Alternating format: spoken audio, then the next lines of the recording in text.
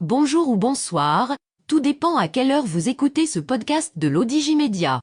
Notre chroniqueur invité, Aziz Bousseta, partage son avis et ses réflexions dans un article qu'il a intitulé « Algérie du Sud et Algérie du Nord, France du Nord et France du Sud ».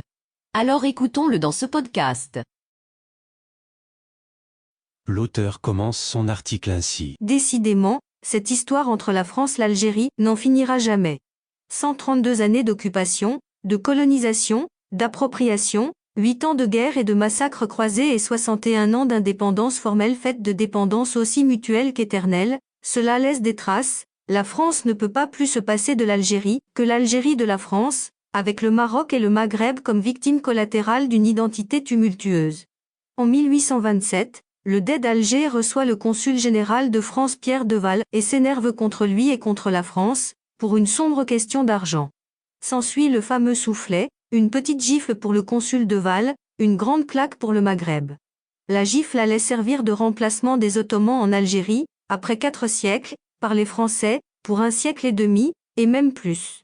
Autant d'occupations, sur tout ce temps, cela forge un caractère, que l'on retrouve aujourd'hui chez nos voisins irascibles, qui ont installé l'armée aux commandes d'à peu près tout, une armée dont les chefs se prennent pour des ninjas et dont le peuple n'en peut plus de ne pas savoir où il en est. L'auteur poursuit son article ainsi. D'où la France, donc, en 1962, est partie sans vraiment partir, restant sans tout à fait rester. C'est certes un peu pareil pour les autres pays du Maghreb mais disons que c'est plus marquant en Algérie.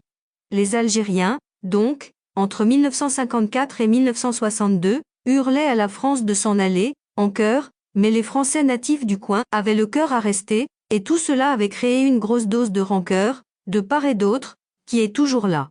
Alors, pour aller vite et faire court, cela a donné cette chose appelée indépendance de 1962, mais, quelque temps après, cela a aussi abouti à l'accord de 1968 qui, en gros, permettait et permet encore une sorte de libre circulation, à un sens, qui dure encore et perdure toujours. Et on en arrive à aujourd'hui, une France qui ne sait plus quoi ni comment faire avec l'Algérie, laquelle ne se résout pas à couper le cordon ombilical. De l'énervement éternel côté sud, de l'agacement croissant versant nord. Résultat, des millions d'Algériens en France. On parle de 15% de la population hexagonale, qui aurait peu ou prou un lien avec l'Algérie, des pieds noirs et leurs enfants et petits-enfants, des binationaux, des descendants de harkis, d'anciens soldats et de nouveaux immigrés, et tant d'autres, liés par des relations économiques, affectives, historiques, foncièrement profondes et singulièrement compliquées. L'auteur précise ainsi. Plus profondes, plus compliquées sont les relations qu'entretiennent les deux États, des relations faites de haut et de bas, fondées sur l'économie et les intérêts des entreprises françaises, mais aussi sur l'énergie, le gaz, oui, un peu, et surtout la sécurisation de l'uranium nigérien si proche d'eux. La frontière algérienne, fondée également sur la situation globale dans la zone Sahel, où la France est, on peut le dire, sévèrement malmenée et où la France compte sur le soutien algérien pour maintenir un semblant de présence, en défense de ses intérêts restants, fondée enfin sur des questions humaines et des histoires de vie et de destin variables. L'auteur continue son article comme suit. De Jacques Chirac vieux préside qui, jeune, avait fait la guerre en Algérie et qui avait effectué une très importante, sur le plan de la symbolique, visite d'État à Alger en 2003, à Nicolas Sarkozy, qui n'entretenait pas de bonnes relations avec l'Alger d'Abdelaziz Bouteflika après AVC, conquérant, à François Hollande qui avait tenté, mais en vain, d'avancer sur le terrain mémoriel avec un président post-AVC, diminué, avant l'actuel président Macron qui voulait, l'imparfait est important, entrer dans l'histoire comme étant celui qui aura apuré le contentieux historique avec Alger. Le trop jeune chef de l'État aura pris la mesure de la complexité d'une Algérie où jamais rien n'est clair, dont les signes d'amitié préludent à des actes d'hostilité, et qui manie le chaud et le froid avec une confondante dextérité. Emmanuel Macron commence à comprendre la complexité de son entreprise de réconciliation difficile et d'effacement d'un passé qui ne cesse de se rappeler au présent et de menacer l'avenir. Complexité, voire impossibilité. L'auteur mentionne ainsi. L'Algérie est une affaire intérieure française, sociale, politique, économique et policière, et la France est une plaie ouverte algérienne, dans la mémoire, À cause de l'histoire. 132 années d'occupation et d'appropriation, plus 8 autres de guerre, ne peuvent être effacées par 61 ans de dépendance mutuelle.